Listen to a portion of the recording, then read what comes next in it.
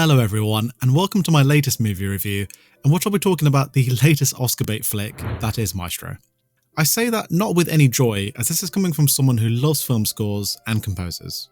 But as I'll discuss shortly, this movie, for all of its potential, doesn't quite reach the heights of the legendary conductor-composer that it's portraying in Leonard Bernstein. So without further ado, let's get into my review of Maestro.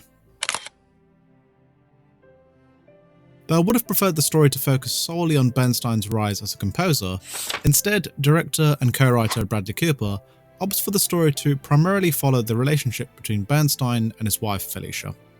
Despite this love angle, the non-linear storytelling that cuts between Bernstein's career and his home life makes it hard to become invested in any single plot thread.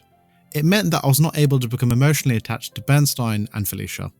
Ironically, despite the focus on this relationship, the scenes between these characters hold very little weight, as the movie never really explores their dynamic in any substantial way. We unfortunately don't get any substantial insight into Bernstein's working process as a composer than we do prior to watching this film. One of the main positives of the movie is the performances from Bradley Cooper and Carey Mulligan. Starting with Cooper, he embodies the body language and mannerisms of Leonard Bernstein. In terms of the scenes in which we see Bernstein conduct, Cooper gives the full array of emotions, as you can tell he put a lot of research to ensure that his portrayal was as accurate as possible. Carey Mulligan turns in a great performance as Bernstein's wife, Felicia. Like Cooper, she provides a nuanced performance that portrays the qualities that a real-life counterpart possessed. The scenes in which her character goes through cancer, in particular, is where you really feel the pain that Felicia goes through, as Mulligan conveys the vulnerability of her character so flawlessly. So this is Bradley Cooper's second directorial effort after he did A Star is Born remake, and he once again shows his rising stock behind the camera. The restraint Cooper shows in the conducting scenes to focus mainly on Bernstein was great, as it showcased how much of a genius he truly was. Cooper, along with cinematographer Matthew Libatique, captured the various time periods well, as it feels like we're being transported into these unique moments in history. I also like the contrast between the black and white flashback scenes and the modern day colour scenes. The score is great, as one would expect from using the pre-existing material from Bernstein.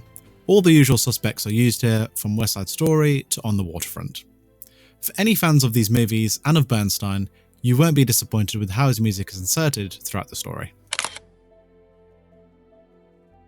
Despite the potential that this movie had, mainly with the material that Bradley Cooper had in his hands, of depicting one of the greatest composers of all time in Leonard Bernstein, it's unfortunately mostly squandered. This is in favour of focusing on the relationship between Bernstein and his partner Felicia, which, ironically, the movie never quite allows us to be fully invested in. This is due to the cross-cutting between Bernstein's conducting work and life with his partner. Having said that, the positives that do stand out are the fantastic performances from Bradley Cooper and Carey Mulligan, who fully inhabit their real-life counterparts, the solid direction from Cooper, top-notch cinematography from Matthew Libatique, and the excellent use of Bernstein's musical material. So overall, I'm going to give Maestro a 5 out of 10. So I now hand it over to you, as I want to find out your thoughts on Maestro. Does the movie live up to the hype, or did it fall short of your expectations? As I'd love to hear your thoughts down in the comment section below. Thank you for watching, and as always, I'll see you on the next one.